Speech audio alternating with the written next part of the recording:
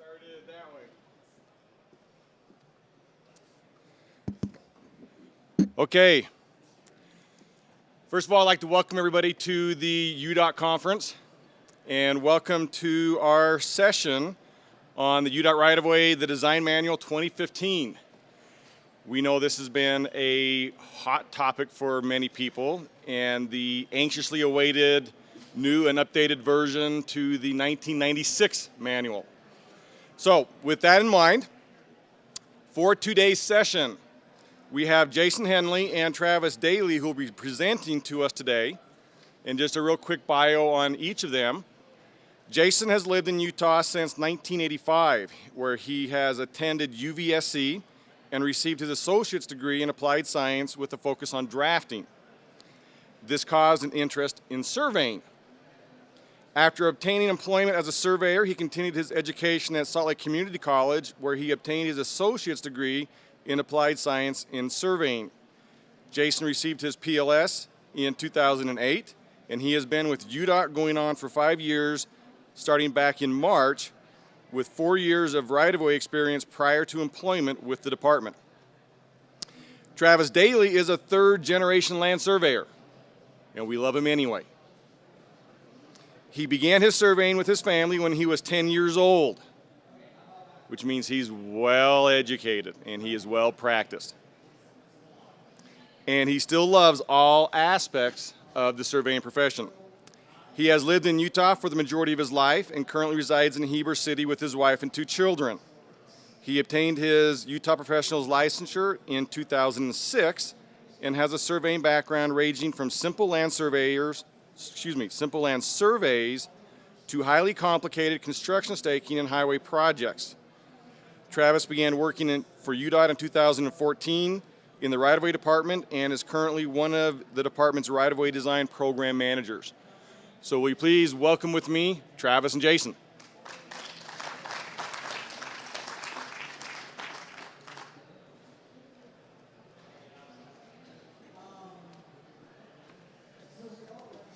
First off, thanks for being here, everybody. We need to...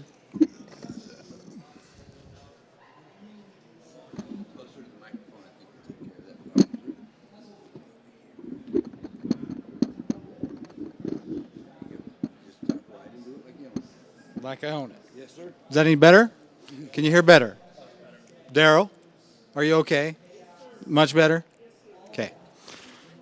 First of all, we want to thank all the consultants that are here, all the consultants that have spent more hours than we have in efforts to update our 1996 manual.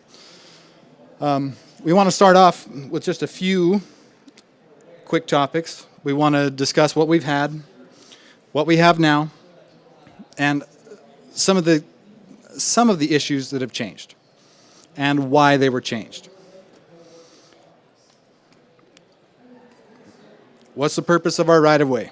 Our right-of-way maps, our right-of-way documents, is to clear the right-of-way for construction projects. That's our ultimate goal here, is to work together as a team to get projects completed in a timely manner so construction can begin on time. How do we accomplish this? We have the constitutional rights, the Bill of Rights, federal law, federal regulations, Utah statutes. I'm sure most of you are familiar with a lot of those.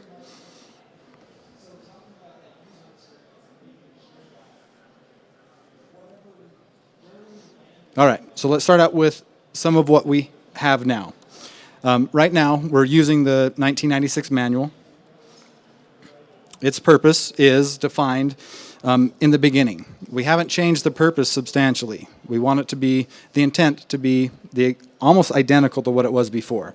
The main purpose of the manual is to define and outline the procedures of right-of-way design.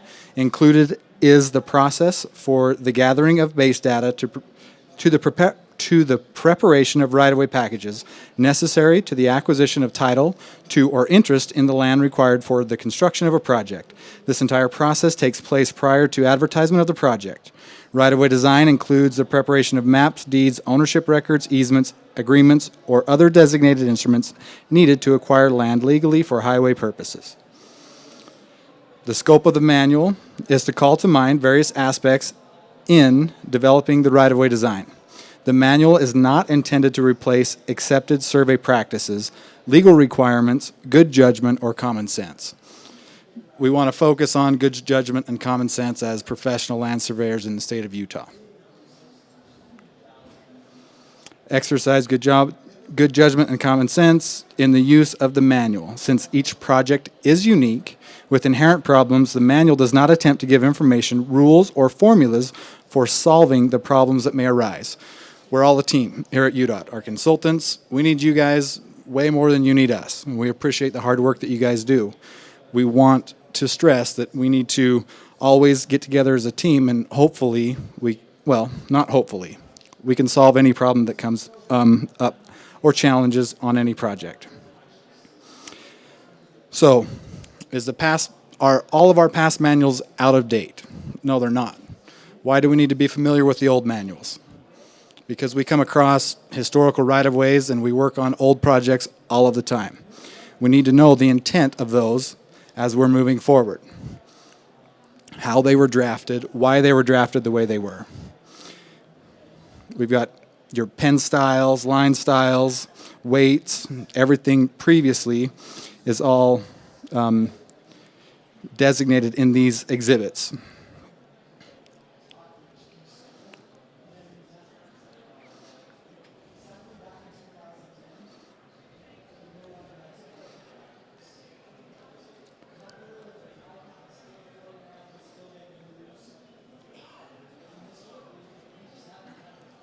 Okay, so what we have now, we have an updated version of the 96 manual that addresses critical needs for the department. We have new delivery methods. We have the PDN.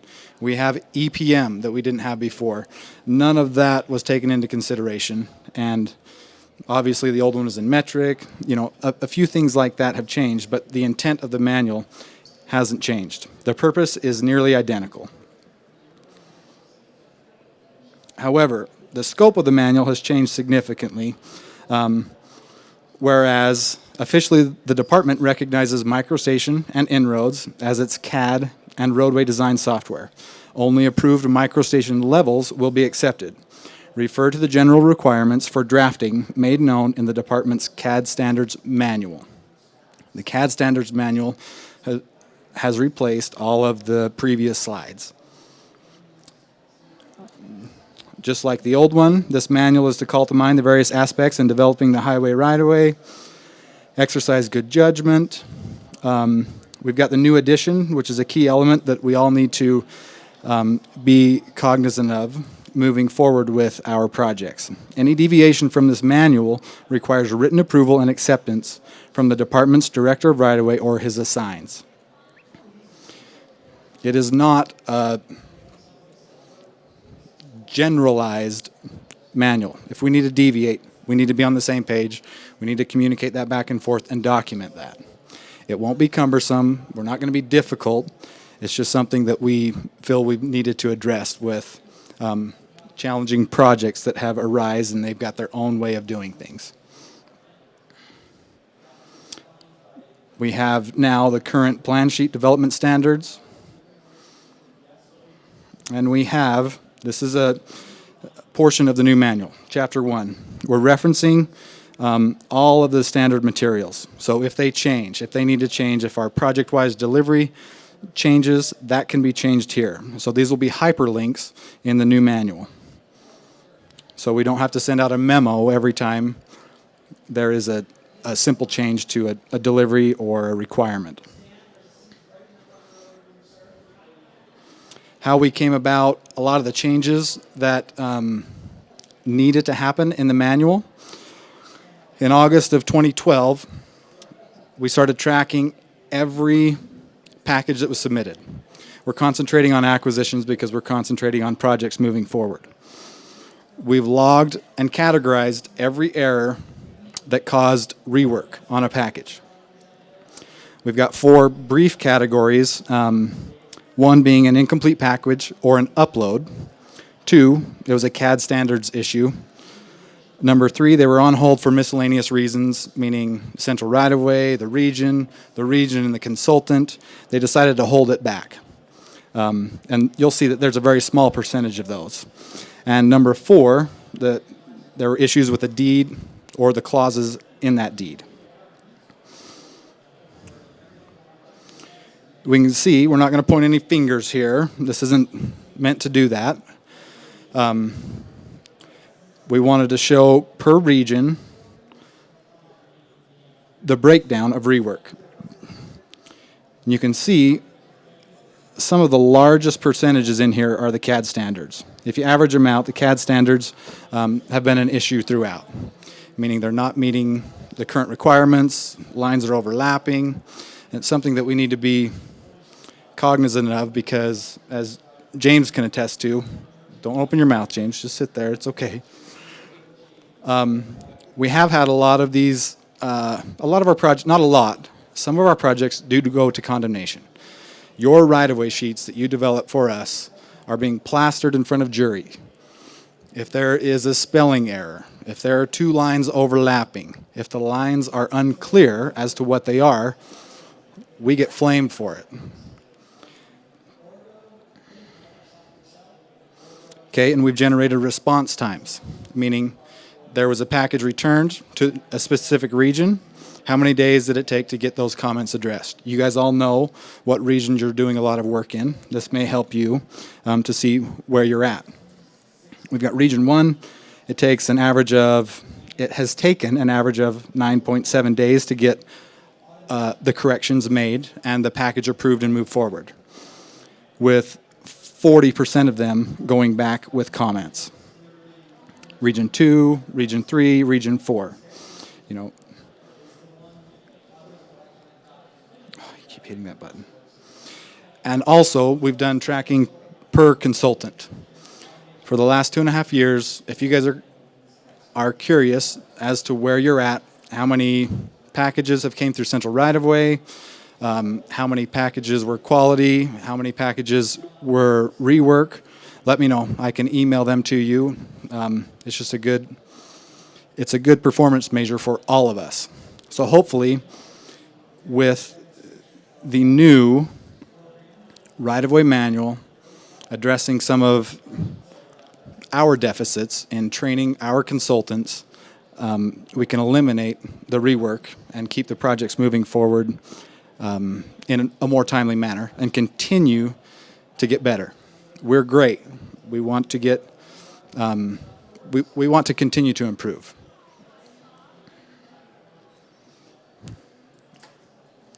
I think Jason's going to come up now and discuss the project delivery network first, and then move on to some specifics and some key items that we want to take away from our presentation today.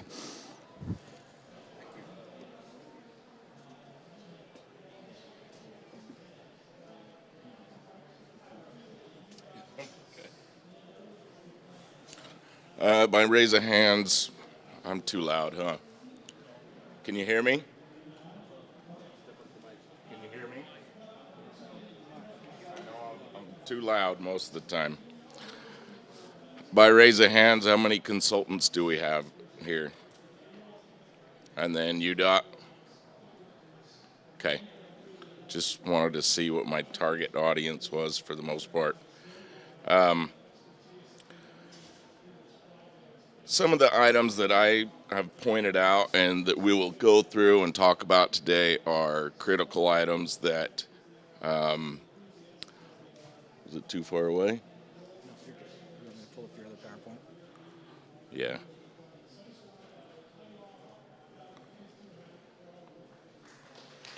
Are some areas that we need to focus more directly on with the design process.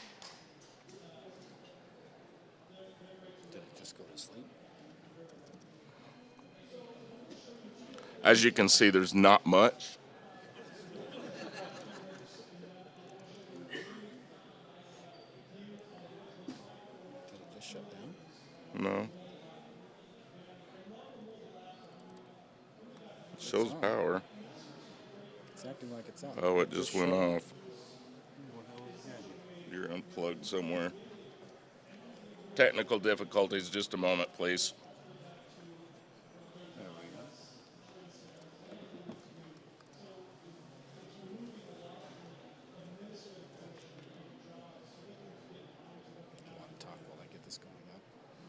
So anyways, like I said, these are critical areas that we need to have more focus on with the design process and what is shown with our CAD standards and documentation, and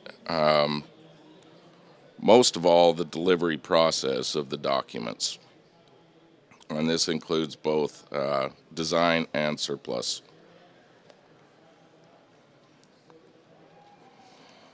So as most of you are aware, all of our projects are uploaded to ProjectWise. And this is a slideshow that I put on for the project managers at the regions that I wanted to share with you, just so everybody's on the same page, everybody knows what's expected, and we all follow the same process. So I'm going to go through some of the basics. Some of you know it, some of you don't. So just bear with me here. Your interface and view need to be set up as right-of-way. And you can see here, if you do not have those two fields, if you will just right-click in one of these gray areas. Which one's the light? So if you'll just right-click your mouse right here, it'll come up with a couple tabs, and you can just turn your interface and view on. Make sure both of those are set to right-of-way before you work in the right-of-way folder within any project. When you upload, it will automatically populate your PIN, your project, and route information down here. That's automatic. You'll want to select the right-of-way partial summary set. Oh, let me go back one. So on an active project and you're uploading for design, I don't like walking back and forth.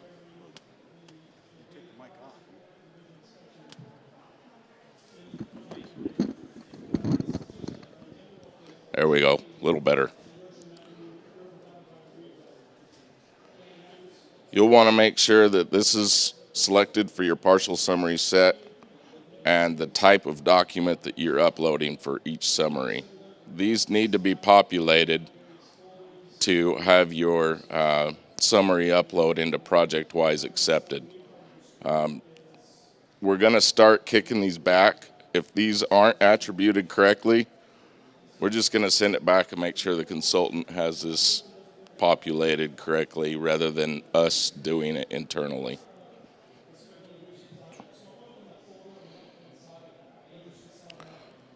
So you'll select your region and project, the right-of-way folders, and a lot of you are going to be working out of the right-of-way folder and the survey folder. We work in the right-of-way folder is the only one that's set up right now with the workflows. When you guys upload a document, it's going to be in the design phase. When you're ready to submit it to the region, you will change the states of those documents. And you can do that by changing, by right-clicking the documents, and you can select a whole set of them. You don't have to do them one at a time. But this is after your documentation and all of your attributing is complete. Because if it's not and you change it to review, your chances to modify or do anything to those documents are done. You don't have any more edit rights, and the region has to change those back to design before you can edit any of those anymore. And I would like to note that when you upload your first summary all the way to the end, the design files, the DGN files, need to be uploaded as well. If you do not have something that's kept in the design phase, then it changes the folder's state as well to review. So if all you have is documents for that summary and you change it to review, all of them, you won't be able to upload to that folder anymore. Your access rights are gone.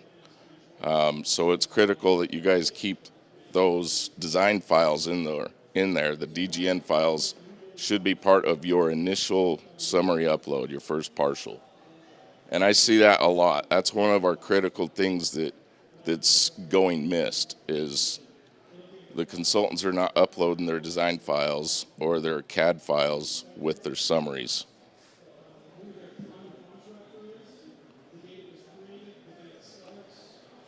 So the consultants are going to upload the complete PDF along with their design files and along with their QC QA package, which is the complete summary QC QA. They're going to change that to design or to region review. They're going to create an email with, and this is another thing that's being missed a lot, is in your email,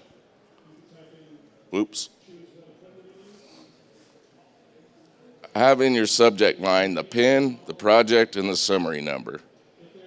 I don't want to see, and it's difficult to track these because if you guys just put 3rd South Provo, that's not the name of the project.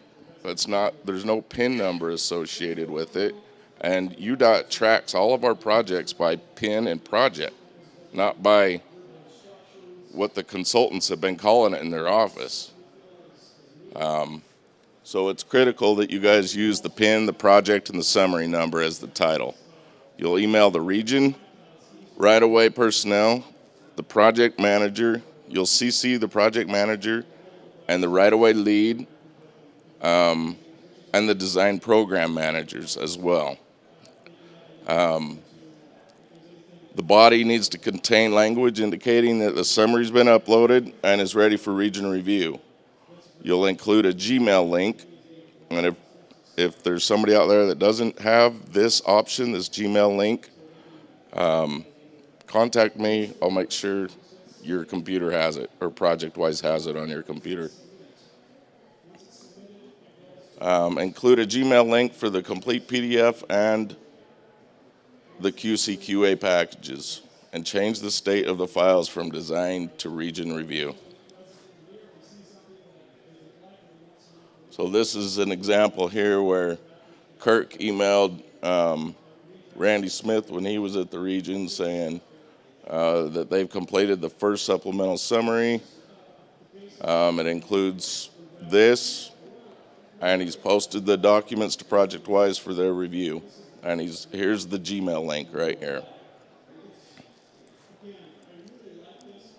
The region personnel will review the summary and respond to the consultant with any comments to address or change. And he'll change the state of the documents back to design if there's any changes that need to be incorporated. The region will respond. He'll reply all to that same email.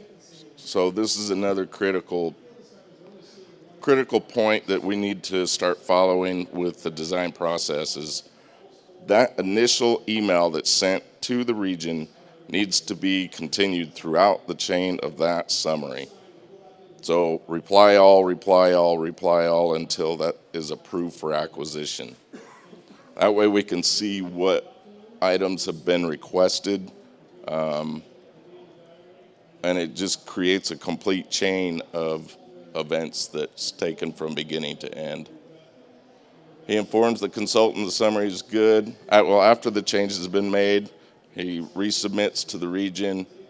He informs the consultant the summary is good and requests the consultant to upload the summary into EPM and upload the individual documents to ProjectWise.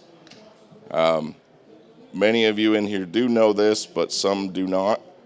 EPM upload must be done prior to the ProjectWise upload. ProjectWise pulls the parcel information from EPM, so the EPM upload needs to happen first.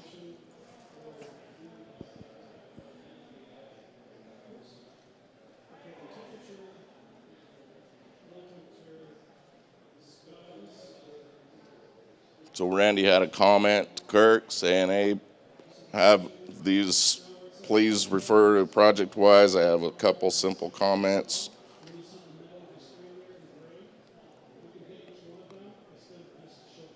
So when all of this is complete and the EPM and ProjectWise upload is done with all the documentation necessary,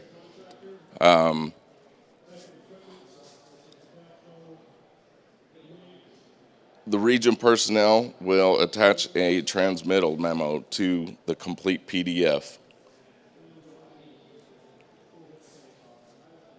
The consultant is to change the state of all the files again back to region review.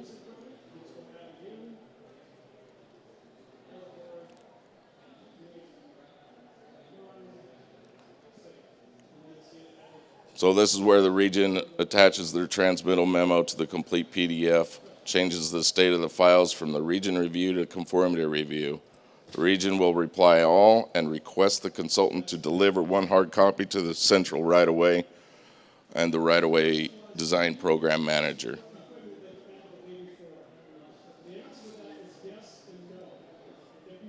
And this is where I added that note down at the bottom that says this entire process should be contained within one email chain, not multiple emails.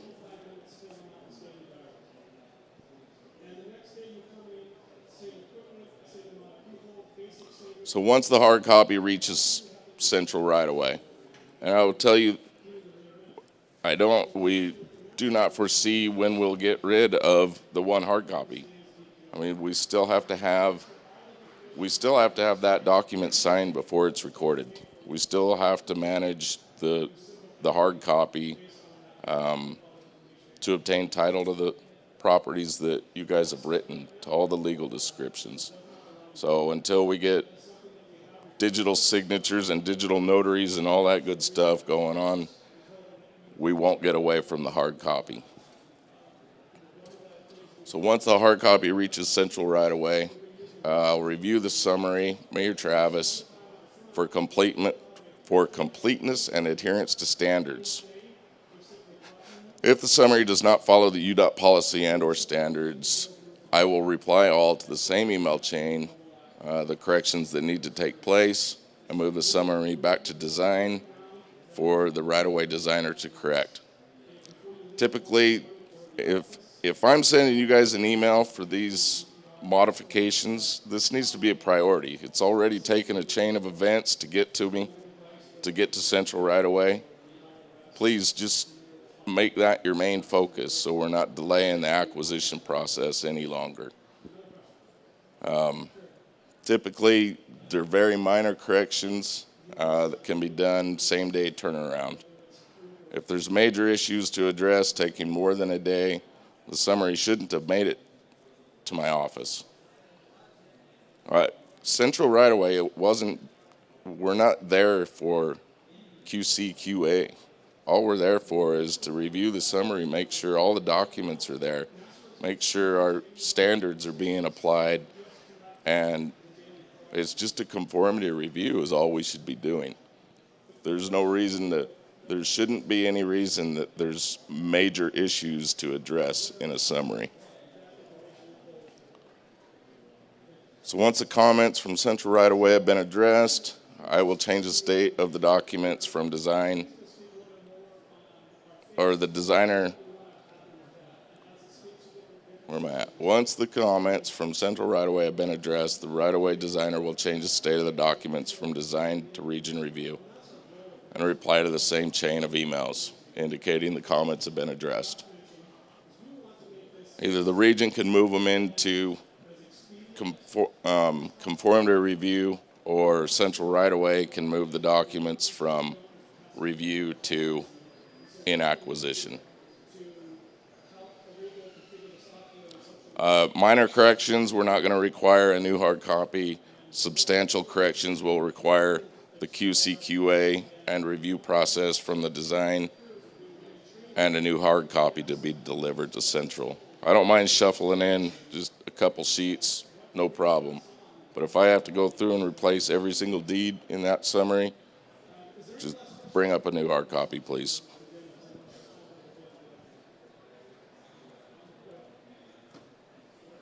So when the right-of-way design program manager approves the summary, he'll reply all to the chain of emails that it's been moved into acquisition. Mayor Travis will deliver the package over to the property management coordinators, which begins the acquisition portion of right-of-way.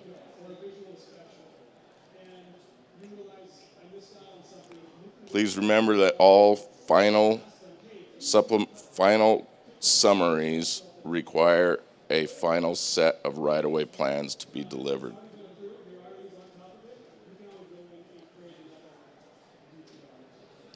Now, these will not be attributed like the other documents. They're not part of a partial summary set. These are a right-of-way plans is your document type. And it's going to say final, or you're going to have the right-of-way plans for your supplemental summaries to say revised. These will be revised over here. So every time you submit after a final set, you need to submit the right-of-way sheets that have been revised. Don't submit a full set of right-of-way plans, just the ones that had to be revised. That's what this is saying here. Supplemental summaries include revised final plan sheets.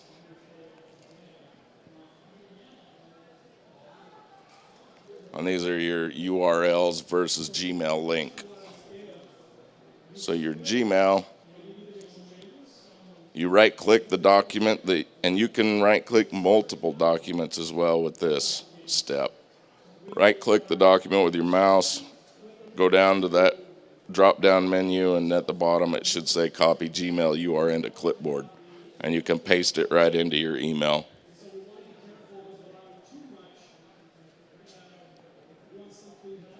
That's it for that one. So that's our delivery process for right-of-way. It will be very beneficial if we can have everybody start using that same chain of emails for the delivery process.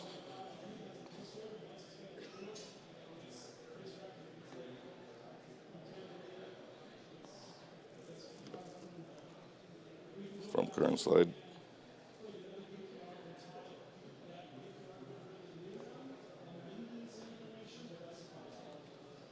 So, some of the other new things that have taken place with the new manual. And like I said, a lot of you in here is going to be aware of this already. This might be a refresher, but it's good to remember. Parcel numbering for a project. When you begin a project, when you begin drafting all of the existing ownerships, as soon as you possibly can in the phase of creating that EX right-of-way, this parcel numbering should take place. And you begin the parcel numbering where? Where do we begin the parcel numbering? Okay, that's on an active project, yes, but where at on the project physically? At the beginning of the project, right? Beginning a station, and you follow it down one side of the road to the end, across the road, and then back the other side, right? No? Okay. You zigzag all the way down the project, bouncing back and forth across the road. Keep the numbers consecutive all the way down to the very end. So that's numbers 100 through 799. That's on an active project. On active projects, 800 through 899 are your utility companies. If Rocky Mountain Power has an easement within our right-of-way, they are 800 through 899. They may not own fee ownership, but they have interest in land. They have their own ownership created.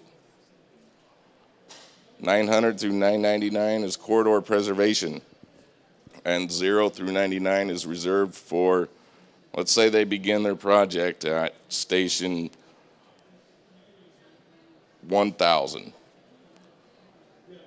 And then they decide, you know what, we need to go a little way before that, and you know, we got some design that needs to take place before the beginning, our original beginning of project. These 0 through 99 can be used for that. So you'd work your way backwards from 100. Early acquisition is a good example too, 0 through 99. You might start acquiring property, total parcels before acquisition actually begins. I got a parenthesis in there that don't belong. Anyways, early acquisition or additional parcels that are needed prior to the begin of project, the original begin. Some new extensions for parcels. And this has went overlooked quite a bit throughout the years of UDOT right away. And probably because a lot of the right of way we acquired was, open fields, pastures, farmland, where PUEs didn't exist. Now we have a lot of right of way that's going into cities, urban areas, and we're hitting these subdivisions with public utility easements that surround it. That public utility stays in existence until another one's dedicated outside of it. So when we impact these PUEs, we need to make sure we're addressing that and having a new PUE dedicated. And this is identified if your parcel number is 103, you got a 103 PUE. Same with the utilities. These have went overlooked quite a bit in the past. We need to make sure, and anytime we're impacting a utility easement or corridor, even the existence of a utility that's within our new right-of-way, we need to address those utility companies in there. And there's a no section in the manual that strictly on utilities. So good bedtime reading for all of you. So if we need to purchase a utility easement in the favor of a company, we would use like 909 UE. And if we need them to release an easement in our right of way, it'll be an RE, release of easement.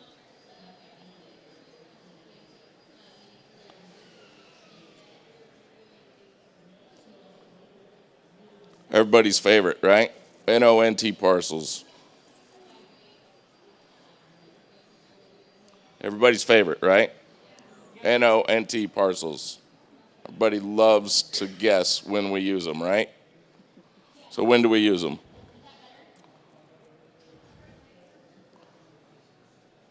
Anytime we need a new take? Mike? Anytime we need a new take, right? Slap an NT, create a new ownership, right? Huh? So when do we use NO?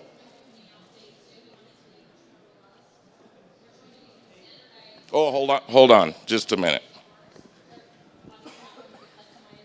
If we've acquired the parcel under a different owner and then they've sold the remainder piece to a new owner, so it's a new owner. That's one scenario.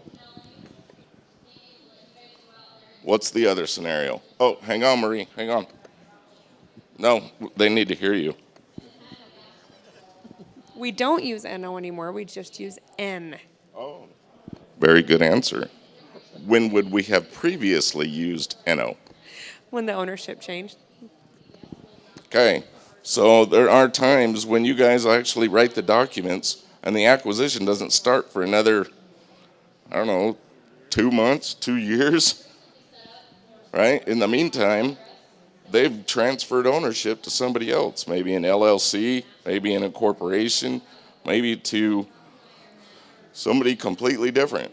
We need a new ownership, okay? So now we are not gonna use the NO and NT anymore. It's gonna be an N for new, regardless of which one it is. But before using the N for a new take or a new ownership, always look at the original ownership within EPM. Contact the right-of-way lead on the project, know where they're at with the acquisition of it. The new owner's pretty self-explanatory. Most of the time, you just need to create an N parcel, and the other one is voided out, most of the time. Some of the time, it can just be handled internally, and we can update EPM because it's the same owner, same person. They may have just added somebody as a joint tenant, but we're still dealing with the same landowner as we were before. So communication is critical. The region right-of-way, central right-of-way design and acquisition needs to be aware of all end parcels before the designer creates them. There might be a simple solution to what you guys are dealing with that we can help you with. So when I said look at EPM to know the status of it, we've got 2 columns that you guys need to look at. This one, CLRD, is cleared for construction. The other one is acquisition cleared. What are the differences? By raise of 10 hands, I can probably pick one of you.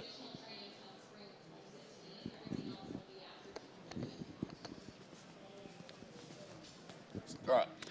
I'll take a shot at it. Cleared for acquisition, maybe a RU or some right to get on there. Cleared for constructions, you've got fee ownership, it's documents recorded done.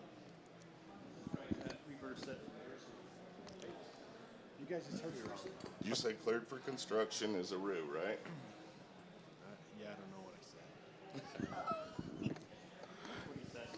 Cleared for construction would be a RU, or an order of occupancy, where we do not have a contract in place with that landowner. We have a right to occupy the property for construction, so we're not trespassing, but we haven't acquired the property for the road yet. So I think that's about what you said.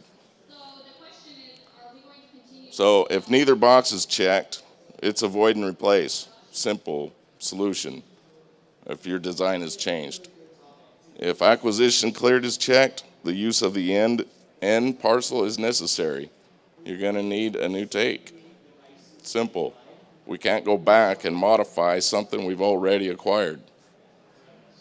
If only the cleared box is checked, you're cleared for construction, the use of the end parcel will be rare. Mike. Hold on. So when you do an end parcel, are you doing a new ownership every time? Like a actual where it says ownership name, that's going to be a new ownership? Because on like new takes, you could sometimes do them just within that existing ownership, correct? Right. So where is the end parcel going to be? Is it going to be a new ownership every time, even if it's only a new take? Or else how do we know and clear it? If it is an N parcel, it stands for either new owner or new take, right? So if you've got a 42N here with a completely different name, you know you got a new owner, right? If it's the same name, you know you got a new take. So do not use the N in the base numbering without approval from the right-of-way lead for the project. Who are the right-of-way leads? No, not land surveyors. Oh, hang on.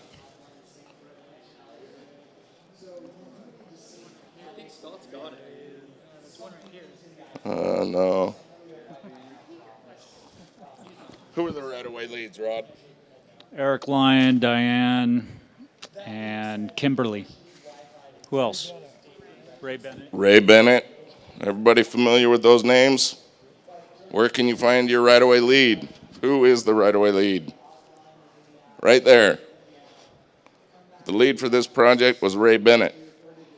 So if you guys will go to, see, I took a screenshot from what you guys see as consultants, not from what we see at Central. But finding their phone number shouldn't be difficult if you do not have it already. So do not use the N in the base numbering without approval from the right-of-way lead.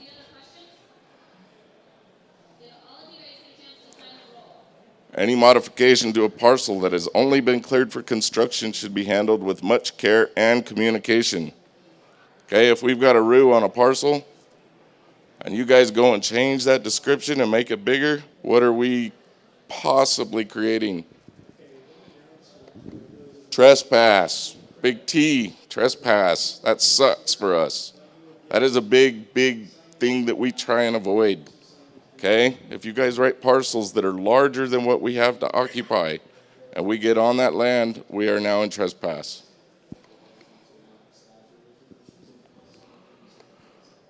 Okay. How many of the consultants are creating a right-of-way takes DGN? Any questions on the N parcels before we move on? Everybody understands it to a T now. There will be no miscommunications or desires to use the N parcel without contacting the lead, right? Okay. Huh? How many consultants are creating the takes DGN? Good. We got 4. You are. Absolutely. Good. Okay. It is a required delivery for right-of-way now. Okay. It is part of the project delivery network. This file will contain only the shapes of the parcels and easements acquired for the project. It's to be created from the geospatially referenced seed file, which everybody's aware of, right? And use the right-of-way takes menu from the UDOT drafting pull down and MicroStation for drafting these parcels. What time is it?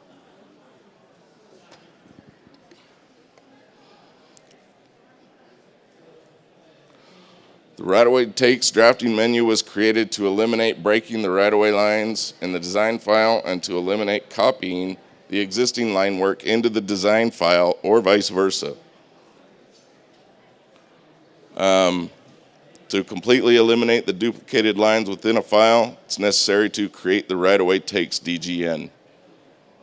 CAD files are to be included with first partial summary to ProjectWise and are to be updated with each subsequent upload.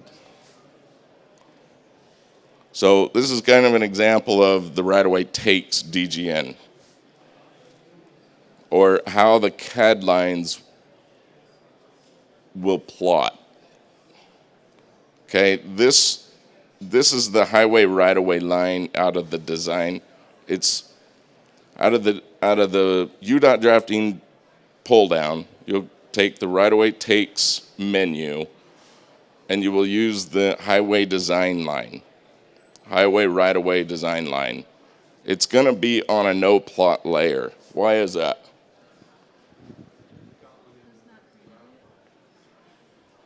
What? Right. You've already got a line in the right-of-way design file. So we made any design lines to be no plot. This way you can have segments of it that will be, you're able to go in and dimension them, but they're not going to plot. That eliminates the need to break the right-of-way design line. Your existing line work is a weight of 3 now. So you will draw a line over the existing right-of-way line down below, and it will come at a weight of 3. Now there might need to be a little bit of shifting to make it match the your XRO file, but that's pretty minimal compared to the work that we were doing before. Your property lines, they will plot because in your existing right-of-way file, they're a weight of 1. In this file, they're a weight of 3. Same with your section lines, they will plot because they're a weight of 2 and now they are a weight of 3. So you will now have a weight of 3 all the way around your parcel, creating the heavy outline. Okay, some of the other drafting basics and governing lines that we see that go without much attention that we need to have more focus on. When your property line runs up to a quarter section line, what is shown? Station offset, but as far as the boundary line of that parcel, what should we see on the plans? If your quarter section line and your property line are the same line, what should be shown? Section line, and that is the governing line. Okay, we shouldn't see property lines running over the top of our quarter section lines. It makes the plans so difficult to read. Same with the right-of-way lines. When you have a property line come up, it ends right here at the right-of-way line. Your property line is going to follow the right-of-way, but the right-of-way is the governing line, and that's the line style that needs to be shown. Do not plot the property lines when they're the same as the monument line. So you can see where this consultant ran the property line up to the monument line. It came across the monument line, but you don't see both lines. Same way with the property line going up to the right-of-way line, and it terminates, and only the right-of-way line is shown.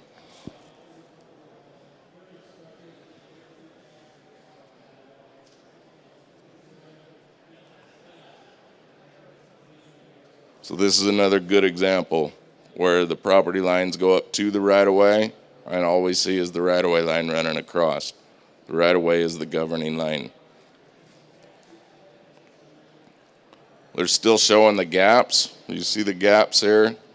Those are still shown. We don't try and make things mesh together just to force fit them so we have clean lines out there.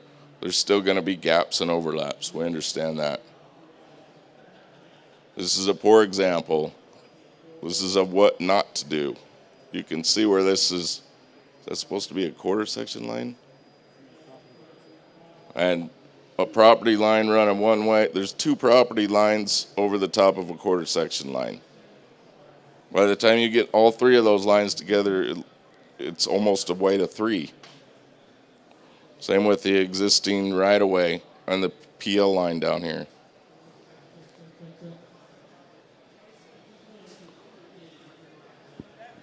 Oh, hold on, Essie.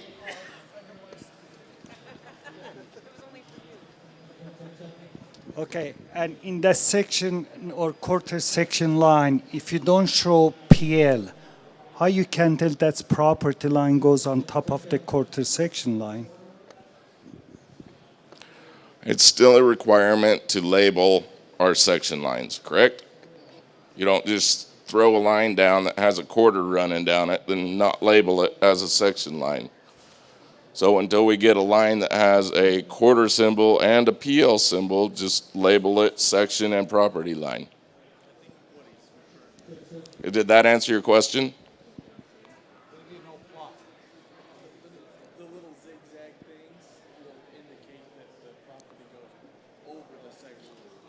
No, what Essie was asking was, how do you know that is the property line if you don't throw a PL line over it? So just, in that case, there is not a tie line across the section line indicating ownership on both sides.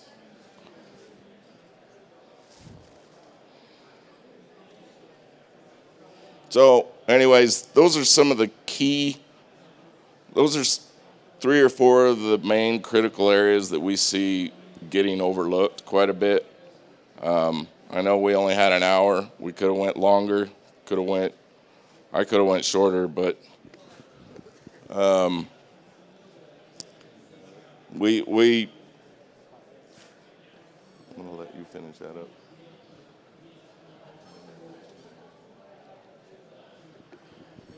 So anyways, here's your personnel at the different regions.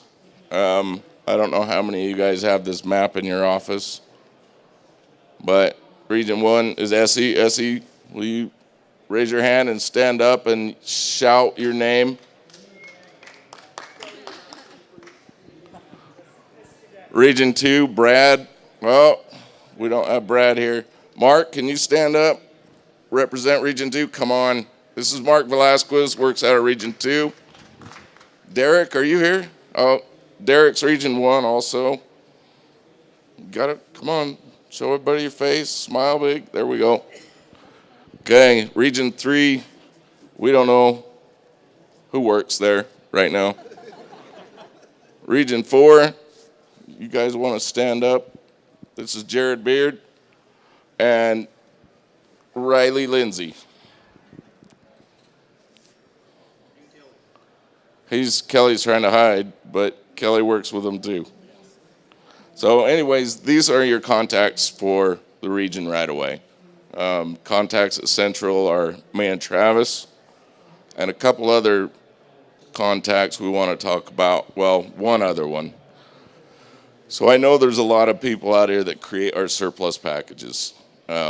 We have consultants, actually outside individuals, developers, whatnot, constantly calling and asking about surplus property.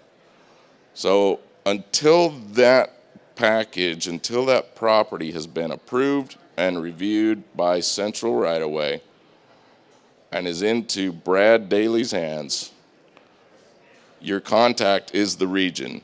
So the region right away is responsible for shepherding that summary through until it's in the disposal process at Central. Once it's reaching the disposal process at Central, your contact is Charlene Hancock. She's the Deputy Director of Property Management. There's been a little bit of misconception as to who to contact up there regarding surplus property. Charlene is your person. So that concludes my presentation today. Thank you all for coming, and we look forward to future interactions with all of you. Travis has a few wrap-up notes. Thanks, Jason. A couple things that we want to talk about. We had considered having hard copies of the new manual here ready for you. Under the advisement of a lot of other people, we decided not to do that. The new right-of-way manual will be similar to all of our other standards manuals out there. It will be a living document that's online. We will have revisions made to it on a regular basis. We won't have memos sent out. It will be your responsibility to make sure that you are using the most current version of the right-of-way design manual.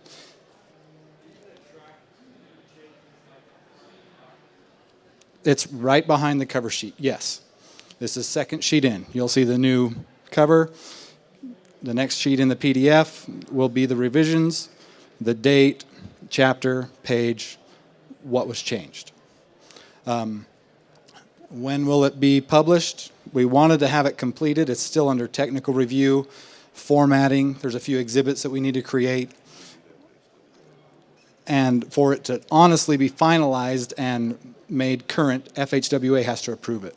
So we're there. We're right at the tail end, thanks to a lot of the consultants and their hard work.